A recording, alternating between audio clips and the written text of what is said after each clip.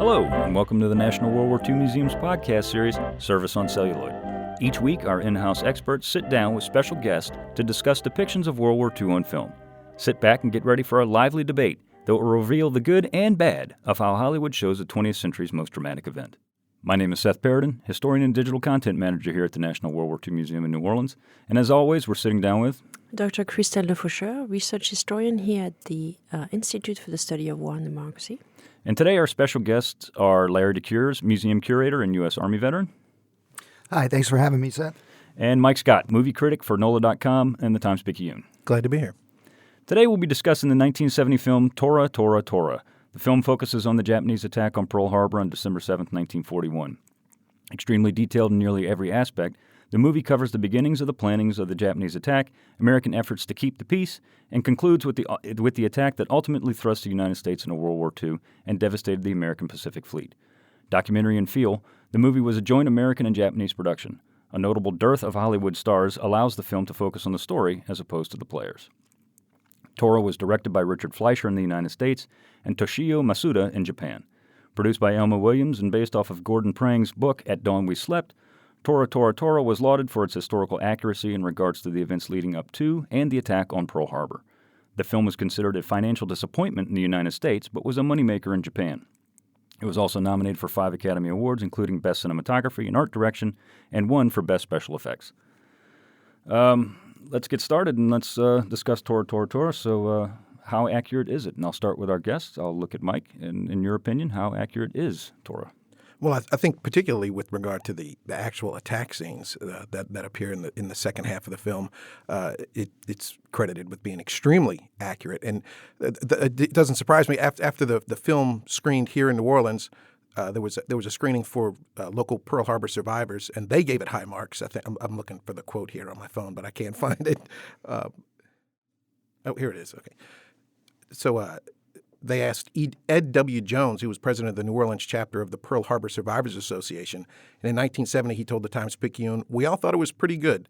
As far as Pearl Harbor itself on December 7th went, that was pretty much the way it was." So somebody who was there on the ground at the time testifies that, that's the way it was. So if there's one thing it's got going for it, it's that historical accuracy. I would certainly agree with that. Larry, what's your opinion on that? Well, I think it's really something else to see all that material that's not computer generated like it is in today's films, to actually be there and every effort taken to make the stuff look like the actual types of aircraft and types of vessels that were attacked there. I'd agree with you, Mike. It's 100% accurate, I think, or as close to 100% as you can get. Yeah, I would agree with that. Ultimately, I think the movie is extremely accurate, and really in every detail. The only thing that's not accurate are the haircuts of the people, because the movie was made in 1970. But aside from that, I think that it's incredibly accurate. What's your opinion? Oh, I agree. I mean, it's fascinating to see that they filmed it in Hawaii, near Pearl Harbor, and I really like the shots of the planes passing the mountains. I was like, wow. And then the civilians just really surprised by, wait, why are all those planes? And then it take them a little while to realize, oh, there's a Japanese plane. I think the cinematographically, the kind of build up to the near complete surprise, I think it was pretty well done, and really not believing it. That cannot be. It's impossible that the Japanese attacked. We're too far. It's unexpected. I thought it was pretty well done. The little model boats. I wish they just should have just not do that. But otherwise, I think it was pretty well done. Yeah. Well, I mean, you got to consider too what they had to work with at the time, which was nothing, because there were only I think a couple naval vessels that had survived Pearl Harbor that were still afloat at that time. The Hoga was, the tug was, I remember that. But the sets that they built, you talked about that, Larry, like the cage mass battleships from the 30s and everything. I mean, they went to great extremes to recreate that, and the tripod mass battle wagons like the Nevada and the Oklahoma and Arizona and everything. And it looked like it was supposed to look. It was very, very well done, I think. Yeah. I think the filmmakers with that film, being that it was only less than 30 years removed from Pearl Harbor. They must have had a huge responsibility to, we got to get it at least close, because so many people who are actually there are going to see this movie, unlike Pearl Harbor, where they just didn't even try. The film Pearl Harbor. The recent. Yes, the recent Ben Affleck masterpiece, Pearl Harbor. And then they also went so far, not Pearl Harbor, Tora. Elmo Williams said he had some death threats because he wanted to involve the Japanese in the making of the film, of course, even hiring Minoru Genda, who was the architect of the operations of the attack, involved him as an advisor on the film. So that's a pretty far step to go to make sure that you get it right, and I think it pays off, because those scenes of the Japanese preparation for it, those were among the more fascinating parts of the film to me. I would agree with that 100%. Yeah, I mean, the scenes with the Japanese are, frankly, awesome. They really, like all of them, they're all really, really well done. And again, the set design on that, they built the battleship Nagato, pretty much, one-for-one scale model of the thing. And it's very, very well done. And they go into the detail and everything, and the whole planning and how Yamamoto got his plan approved, or how he even came to it. It's really, really well done and very, very accurate. It's actually in stark contrast to the American shot scenes earlier in the movie that looked like they were shot on TV sound stages. I mean, those were clearly sound stages where it looked like something you'd see from a colorized version of The Twilight Zone. Kind of cheap sets for a movie that cost so much to make. What did it cost? $25 million to make this movie, and it was a big financial hit to Fox to invest this money in it. But those U.S. interiors particularly looked pretty rough to me, to be honest with you. A little distractingly cheap. Yeah. Yeah, and I would agree the Japanese side point of view of the whole attack and preparation, I think, was very well done. And I can't imagine for American audience what kind of a reaction. I'm not quite sure the reaction to see this side. But I thought they did a good job of both showing the leadership, but also what we don't really have, just very fleetingly from the American side, is the very personal at the level of the pilots, for example. The excitement, the preparation, how they even train. I mean, I love really the scene of when they show them boats, American boats, and they have to name them. I was like, wow, that was... And really, of course, you have to think about that, but those really detailed preparation I thought was very well done. And again, that's accurate with history. I mean, the Japanese planned and prepared for this for months, long before, they didn't start planning on it on the 1st of December. They'd been doing this for a while. And they'd been doing a lot of things for a while. And that was one of the questions I believe you wanted to talk about, Larry, was their level, the Japanese level of experience as compared to the United States at this time in December of 41. Well, yes. A lot of people tend to think that Yamamoto got the idea for attacking Pearl Harbor from the British attack on the Italian fleet at Taranto. However, there was nothing that the British could teach the Japanese about, carrier air operations at that time, and I believe he had the idea long before that. And some of the other figures of the efficiency of the Japanese at carrier flight operations, from what I understand, they got aircraft from 6 aircraft carriers airborne within 15 minutes and on their way to Pearl Harbor on December 7th. And it's not just Pearl Harbor that's being attacked. All over the Pacific, there's attacks on British possessions. The Philippines are hit. It's a massive, very tightly coordinated attack over, I think it's something like 10 million square miles across the Pacific Ocean. So it's a really incredible feat. Although they are working from, they haven't declared war. Right. Yeah, that helps. That certainly could help with a plane that big. But I mean, no, you're right. You're 100% right. I mean, the first, 8-10 months of the war, the Japanese, wrote the book literally on carrier operations. I mean, that's indisputable. I mean, they were far more efficient than we were at every stage. We talked about in an earlier podcast about Midway, and I mean, frankly, it was the skill of our dive bomber pilots rather, that killed those 4 carriers at Midway. But if you go back and you listen to it or you read a book about Midway, it was a mess. It was a small miracle that our people even got out there. That's absolutely true. You look at, our flight operations at Midway, and I mean, our carriers are plagued with not forming their aircraft groups up. Their bombing group and their torpedo or squadron and fighter squadrons. The Japanese could do this with 6 carriers in 15 minutes. I mean, it's just a pretty incredible feat. Yeah, they were definitely skilled in what they were going to do. Yeah, what I also like is the tension that's depicted within the Japanese military. Like there's kind of a old school that think that such a war will be won with with battleship, and you have there's a little bit of an impression of the younger generation was like no, it's going to be won in the air, and there's a little bit something similar on the American side between Air Force and Army, and it's like.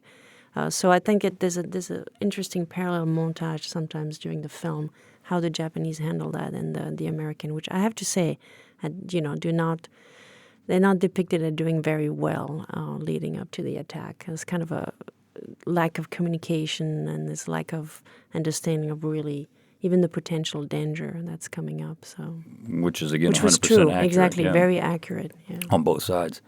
The Imperial Japanese Navy was ruled by battleship admirals, as was the United States Navy. And it wasn't until after Pearl Harbor that the U.S. had to rely on their carriers because the Japanese torched all of our battleships, so we really didn't have much to deal with. But no, that's 100% accurate, and that's a good point.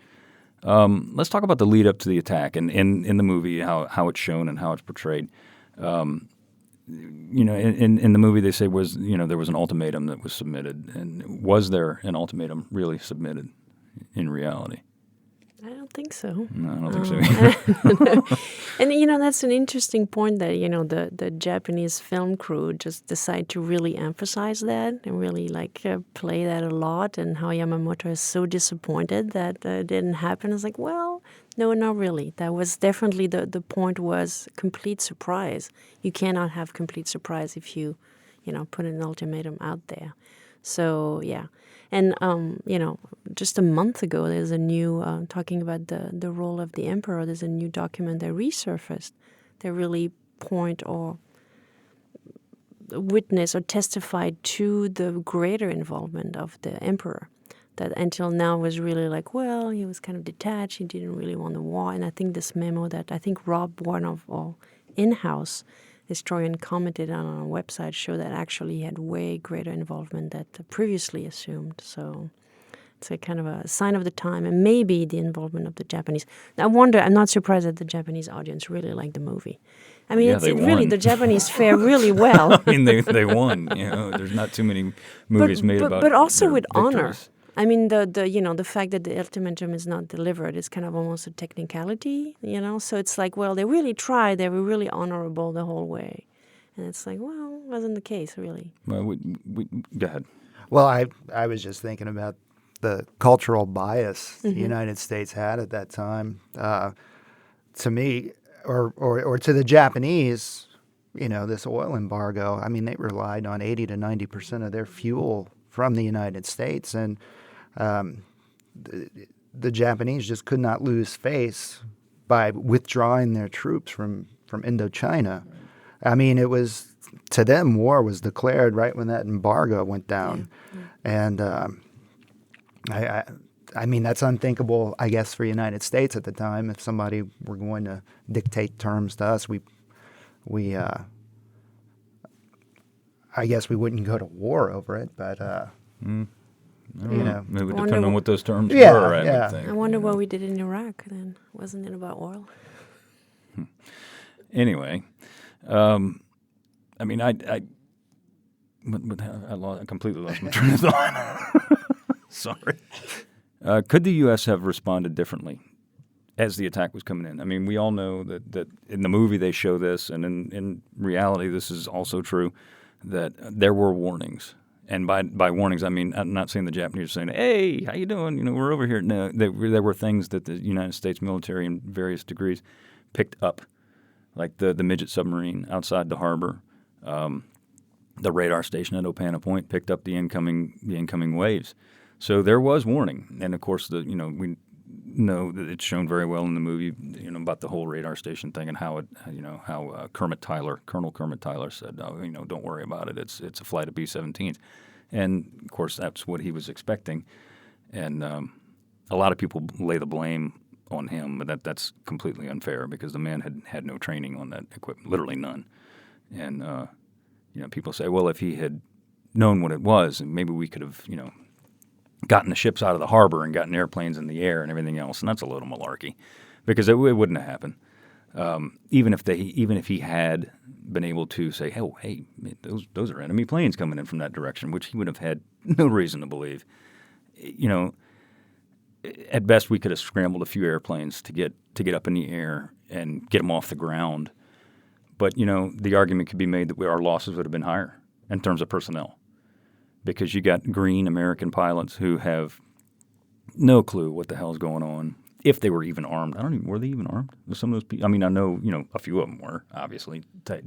What's his name? Taylor and I'm Walsh sure they would have had a few aircraft armed, like alert aircraft. Right, yeah. But, they were on a defensive posture, and the responsibility of all the loss to the naval fleet at Pearl Harbor lies with General Short and Admiral Kimmel. Absolutely. There were no torpedo nets up around the ships when they very well could have done that.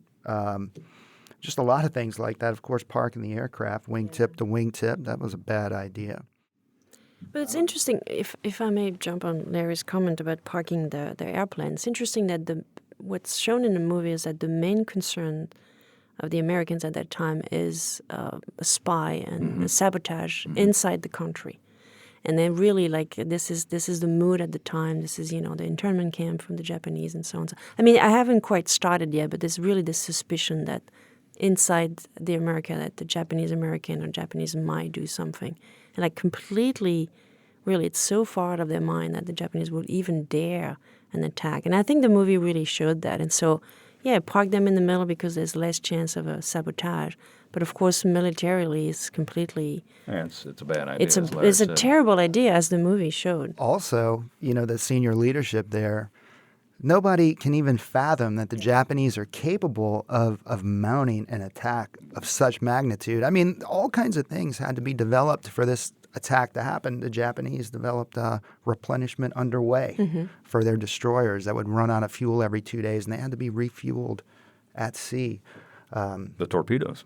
The torpedoes, yes. There were specially designed fins in the back of the Japanese torpedoes so they wouldn't stick into the mud in shallow harbor. And that's shown. They don't show them designing the things in the movie, but they talk about that. And that's huge. The torpedoes, with the exception of the Arizona, is pretty much what killed the American battleships lying out on the outside of the mooring keys. Now torpedo nets, anti-torpedo nets would have prevented that. And also the Japanese, they only came to Pearl Harbor with about 40 torpedoes, and that's their big capital ship killing capability. And the valves with the Kates with the torpedoes are only in the first wave. I think it's only 40 aircraft with torpedoes, and they do the most damage. Far. They devastate the battleships. Yeah, I think the bottom line, as far as the U.S.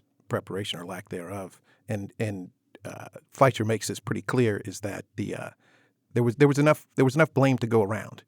There was a lot of breakdowns all throughout the military, throughout the chain of command, and no one or two people, I think, were to blame, and I think that's what he set out to do, what he set out to say in the movie.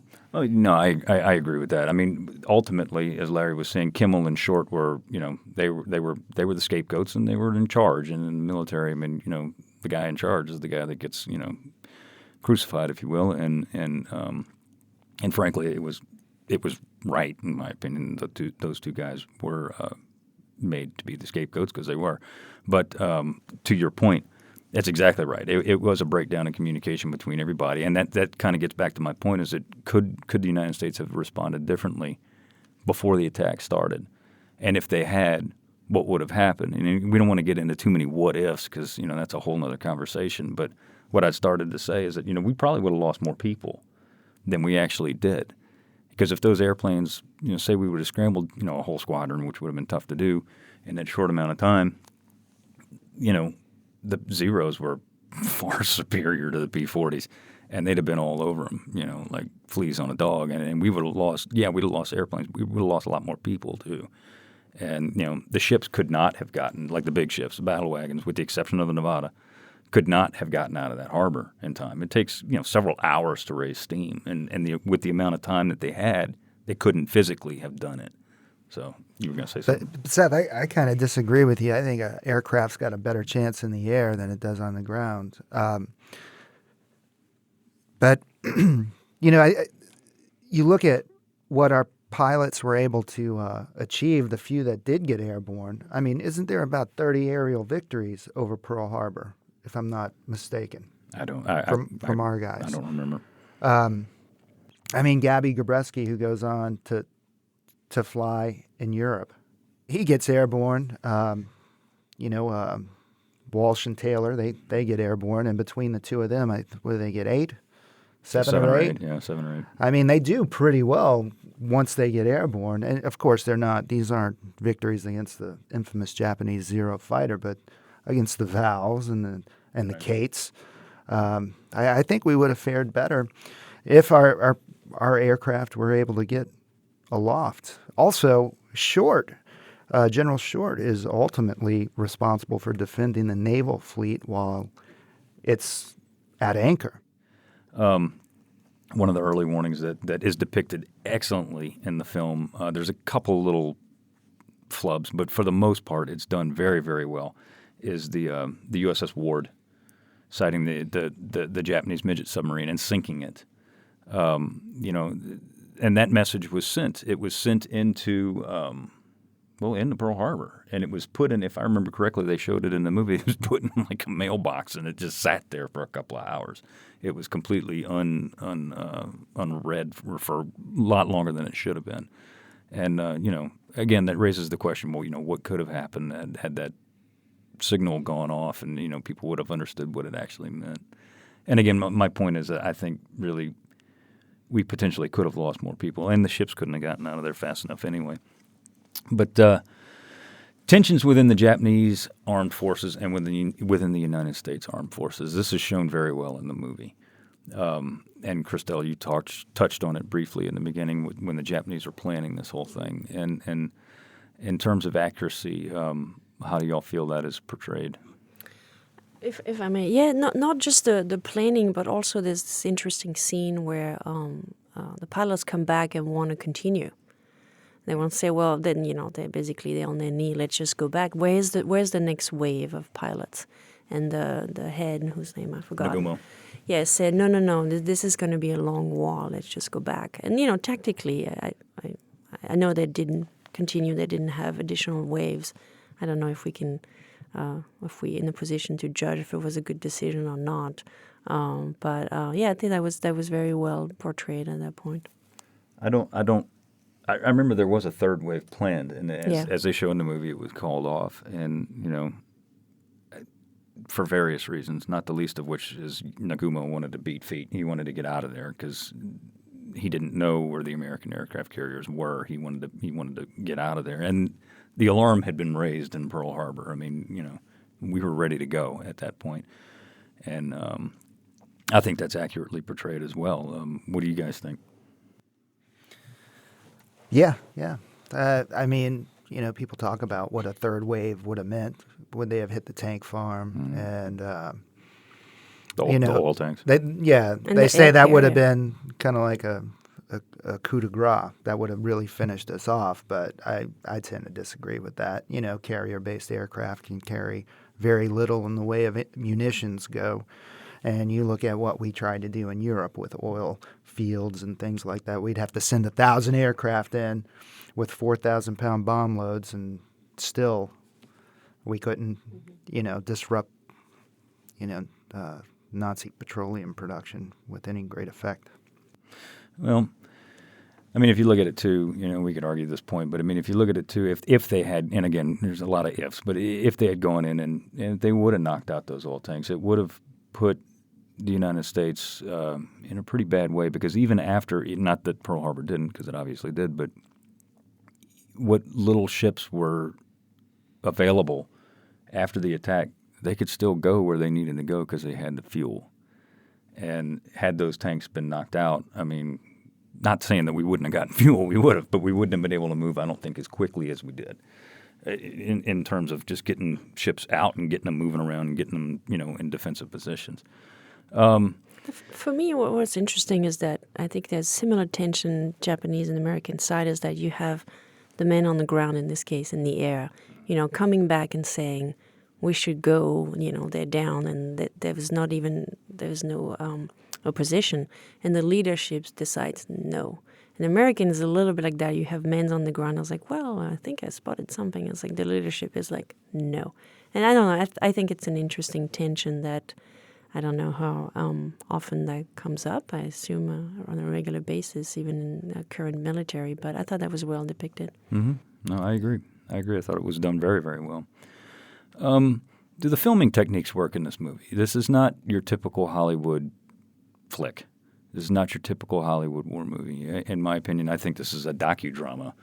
It's not a documentary per se.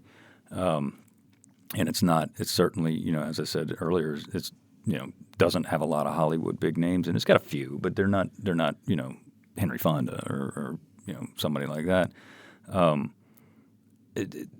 I think for this subject, for this topic, a docudrama style, which is, in my opinion, what this movie is, works very, very well because it's trying to tell a story with a lot of points and a lot of facts and a lot of people, a lot of characters that play a huge role. As you said, Mike, even the people in the lower ranks wind up playing a huge role in what happens in this event. And I think it does work. What do you guys think? I would disagree with you to the extent that what lacked in the first half of the movie to me, which I found there's a lot of information there, but I found it quite a slog to get through, is that there's no real character development. There's no humanity there. These are two-dimensional characters. And, Martin Balsam and Jason Robards, they were kind of big names, but if you would have gotten some bigger names in there, you might have drawn more people to the film. So I think it had a direct impact on the film's box office. Now, of course, they couldn't afford those characters. They couldn't afford those actors. There was already enough money tied up in the recreation scenes. But I think those two things are really what hurts the movie to the extent that it doesn't work in the first parts of it. I think those are the two big reasons. And I would agree with that. I think we covered midway here, and I think nobody at the table liked the movie. But the main difference is we have those two characters that we kind of invested in. We have this young guy and his father, and we want to know what's going to happen to them. One died, the other, whatever. But here in this movie, there's nobody. It's very factual, and it works as a documentary, but as a film, as a feature film, for broad audience, it doesn't quite work. It's very, in a certain sense, it's almost didactic. This is a history lesson here. The second half, I think, it's pure movie. This is where movies are good at. It's a lot of visual, impactful, not visual effect. But the first half, I would agree with you. It was like, it feels like homework. It does. It's like, let's cover every single aspect of the preparation. And it's like, well, this is not why you make I think for movie, feature film, this is not what... It's a hard tension, and I don't think it worked in the first half. Yeah, as far as it being a docudrama, I think that's really just a code word for being a boring drama. And I think they would have done way better to try to be a documentary with recreated scene. I think that would have worked better. Of course, 70s, you don't have as many channels, and you don't have any way to people have not,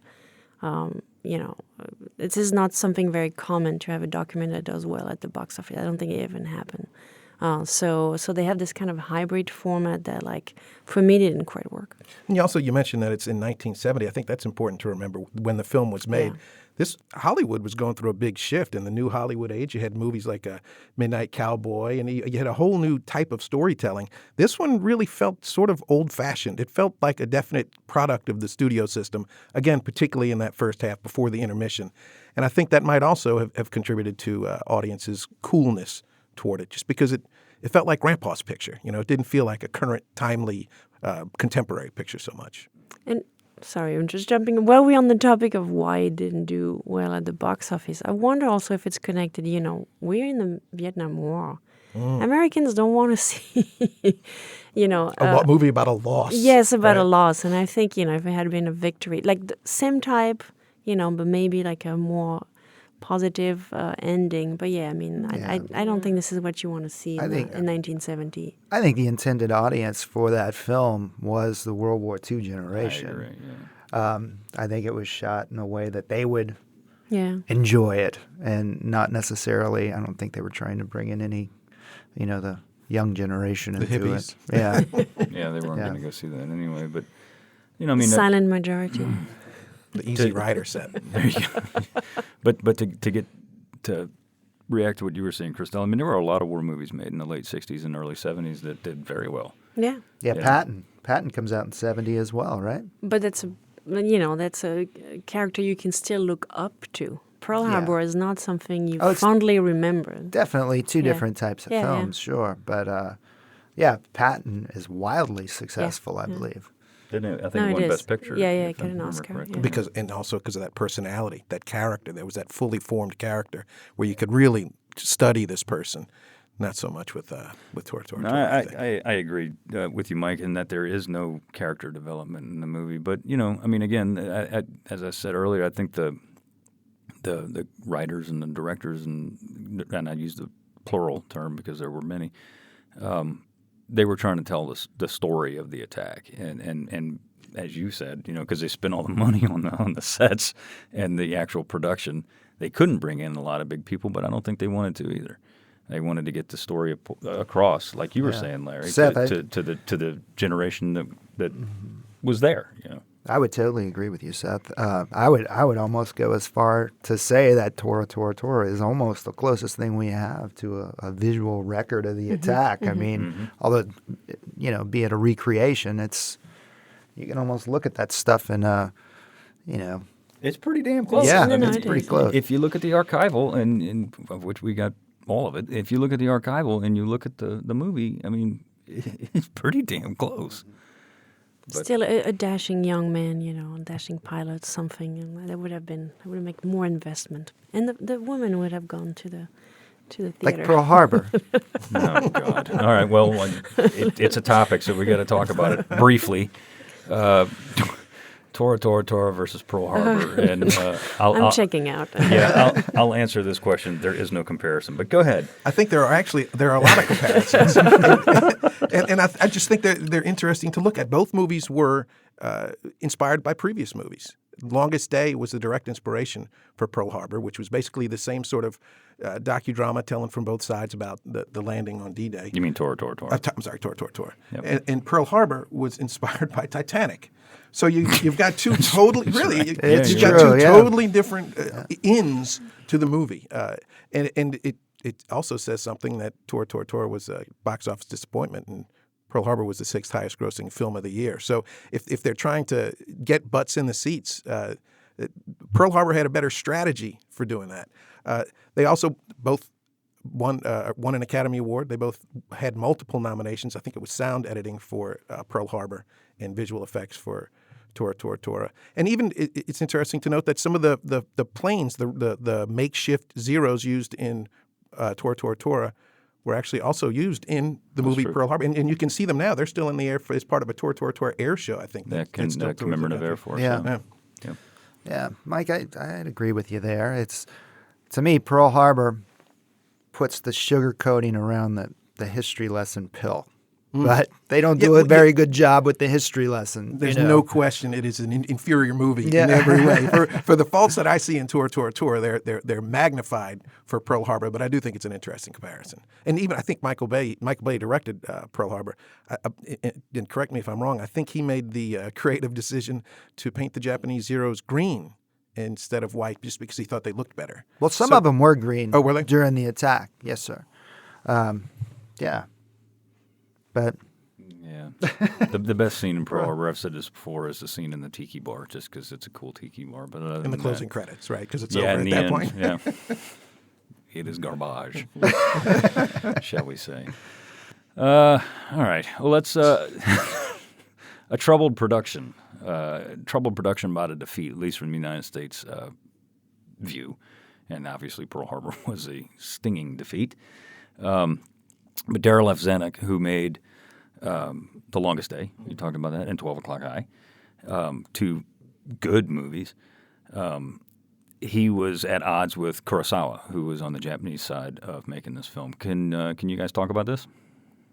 Well, yeah, I mean, Kurosawa sort of famously broke down, had a nervous breakdown on the set, or that's how it's been characterized. He's a guy who is an indisputable genius and was treated as such, and wasn't quite used to working in the American Hollywood studio system, where your producers, the money man, really have final say. He wasn't used to taking orders from anybody. He wanted to do it his way, and I think that just exacerbated the tension between the two, and eventually was excused from the film.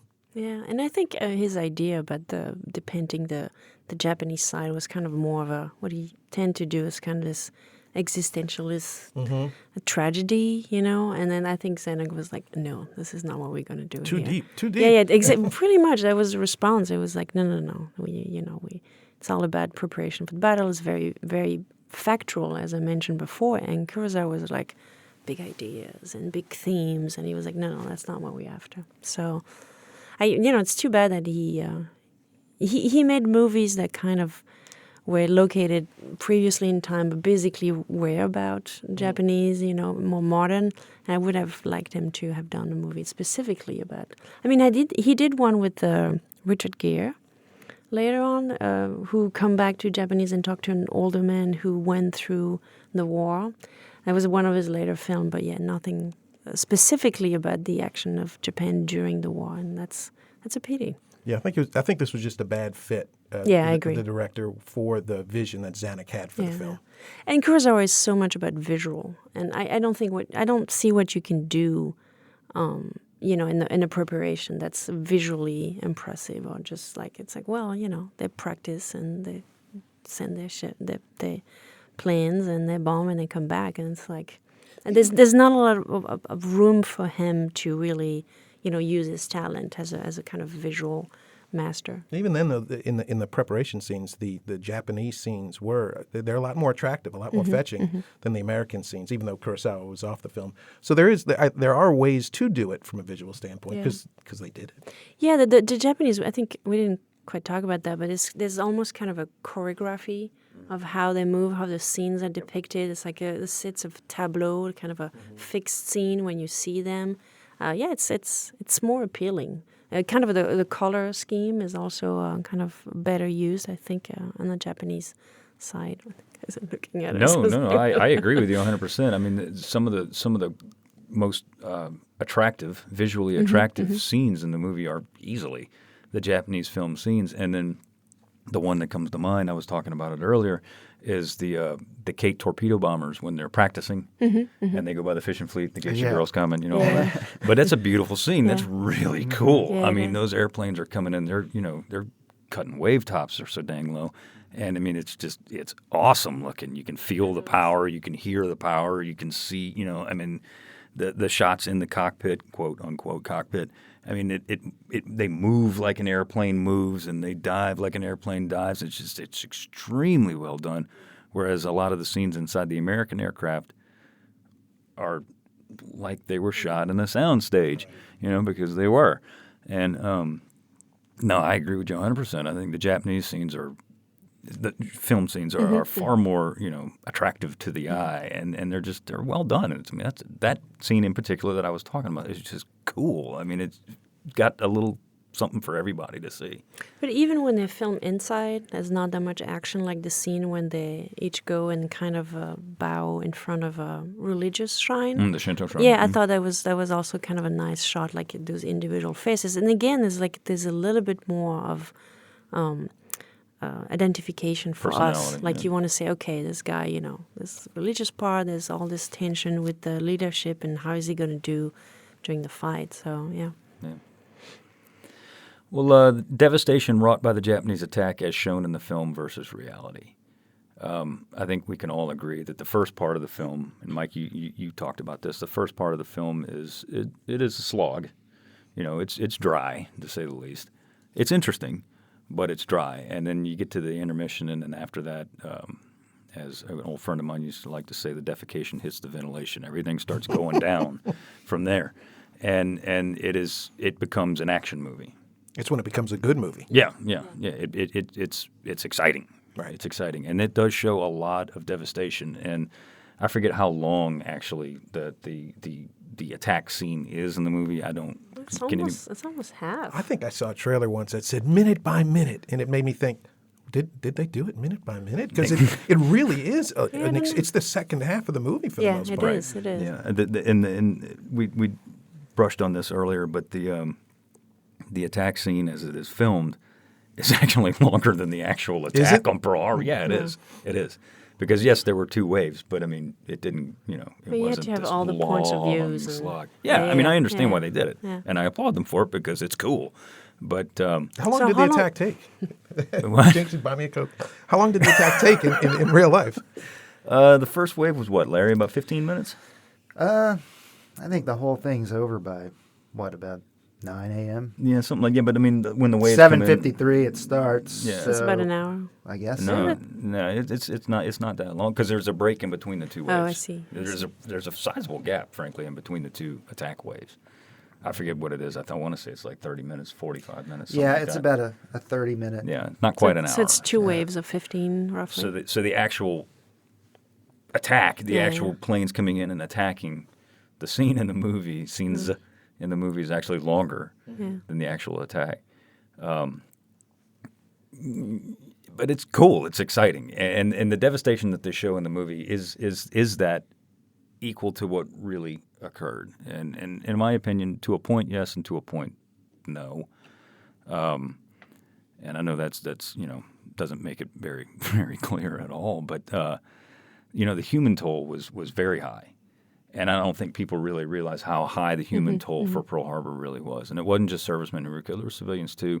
49, to be exact. 49 civilians were killed in the attack, along with another 35 that were wounded. But it was over 2,300 American servicemen that were killed in the attack on Pearl Harbor. And I don't think that's really shown very well. There's scenes where the Japanese planes come strafing down Wheeler Field and Hickam, and there's guys falling, and that's a typical Hollywood shot, the strafing planes and guys running for their lives, which is something we could talk about in a minute. But yeah, that's interesting. That number surprised me because the movie really didn't give me the impression that there was that many casualties. Right, and it shows a lot of things blowing up, which they did.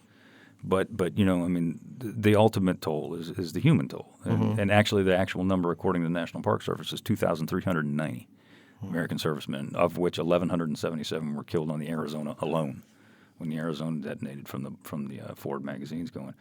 And it doesn't really show that, in the movie. It shows random people falling over from machine gun strafing and, they getting blown out of the ships and whatnot. But it doesn't really touch on that. And that, frankly, in my opinion, that's really the only fault that I can really find with this movie, aside from it being incredibly long.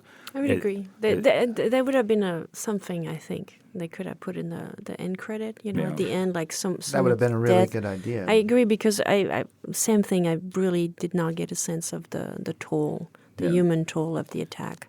I don't think it's conveyed because the way the movie ends, it's, the attack is just ended. No, they don't even have a idea of how many people were lost. Yeah.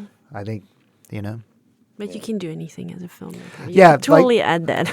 like putting just a text card. Yeah, exactly. Which is, very common nowadays, like we just saw Operation Finale. It says, he lived until that date and had so many children. Well, it's not part of the movie, and yet, we inform about that. So, yeah. Especially compared to like Fury that we did, a couple of weeks ago, and where the death is very in your face, and this time it's not. Yeah. It's more about the explosion than the human toll. Yeah, and it's something too that I don't think is touched on in this movie, and it's kind of hard too with a movie that's already. Yeah, how long is it? Oh, it's almost 3 hours long. It's like 2:45 or something like that. But the American morale of the United States was hurt severely by this attack. We were already kind of on edge, so to speak, but this really it punched people in the gut, and that's really something that's not shown in this movie at all. While our morale was hurt, our resolve to fight certainly was not. The sleeping giant quote that they hit so hard in the movie. Which, by the way, is supposed to be well, it's not supposed to be. It's not proven that he actually said that. No? Well, what I've read is he actually said it in 1943, so it's kind of later too. Yeah, I don't know. The historical record is a little fishy, but not definitely. It's a great quote. Yeah, and definitely it was right. not on that day. Definitely Yeah. not on that day. So Yeah. But, the materiel toll from the attack on Pearl Harbor was, and that's what the movie shows, is the materiel, the ships, the planes, the hangars, the whatever. And that was significant. And I mean, that definitely is shown very well in the movie, and is definitely something that really hurt us for a very long time. And as much as the movie fails in showing the human toll, it succeeds in showing the material toll. So that's something that I definitely have to give it props for. I have to say, Larry sent an email previously about how you thought it was really cool. I felt bad. Then I paid attention. I felt bad for all those stuntsmen, or not even stuntsmen. They looked like they were the guy that set the fuse on. They're just rolling away and trying to protect themselves from projectiles falling all over. There was actually a near accident on set. I'm not surprised. Where Fleischer, he talked about how there was a scene during the attack where a plane was loaded with explosives, and he was going to detonate it by remote. And it actually lifted off a little bit, hit a row of planes parked on the tarmac, and you see soldiers in the film running for their lives. Yes. That's the stunt crew really running for their lives, and miraculously no one was hurt. I know, you totally see that, and I felt really I was totally, I was like, oh my gosh. Yeah, So, they weren't acting. Yeah. And there were a couple of deaths that were associated with it. Jack Canary, I think he was ironically the safety coordinator. Died. Oh, really? As part of the production, and I believe there was another stunt pilot. I'm not surprised. Based on what we can still see in the final cut, I mean, you see it was really dangerous on the set. Mm-hmm. I mean, those guys, I think they cut right before something was just falling on his head. So I'm like, And there's something to that. I think that might be another reason why it works so well as compared to, if I may go back to Pearl Harbor, Pearl Harbor, which was heavily CG'd. And you can tell, the eye knows. And when you're watching the practical effects in Tora, Tora, Tora, there's something more visceral about it. Oh, and you see these people running for their lives, and you know that this explosion really did just happen on a set. It's pretty dramatic. It gets you by the gut. Yeah, I know exactly what scene you're talking about, and it's the attack on Hickam, if I remember correctly. I believe it's Wheeler because it's fighters. And yeah, you're right. Mm-hmm. And it's the P-40 and that prop. Yes, comes yes, rolling yes. by that What guy. a great shot, right? Couldn't have planned that one. Yeah. But Yeah, maybe this is why we didn't see the human death toll in Tora, Tora, Tora, because they would have to actually blow up people. Didn't have the technology to do the CG stuff. Well, I'm going to ask the question that we always ask towards the end, and I'm going to start with you, Larry, because you're sitting next to me.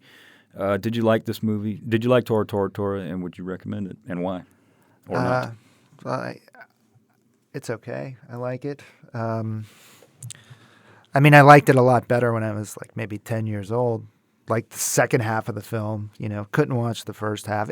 It's a very large amount of time to invest in a film, I think. But if you've never seen it before, I guess I would recommend it. Mike? It's a hard yes and no. If I can sit on the fence a little bit, and it's just the intermission is the clear divider of that first half is quite a slog, and the second half is tough. And what I'll do is I'll read a quote from the Times-Picayune's then movie critic David Cuthbert in 1970, and I think this perfectly encapsulates how I feel about the film. He wrote, "If you can sit through a long, soporific first half, you'll see a whale of a finale, but it's quite a long wait," which I think that's accurate. Oh, I would agree. Maybe I will recommend people to watch it once. And I think you need to put yourself in the right mindset that it's not going to be an entertaining feature film. It's really like if you want to learn something, I thought it's well done.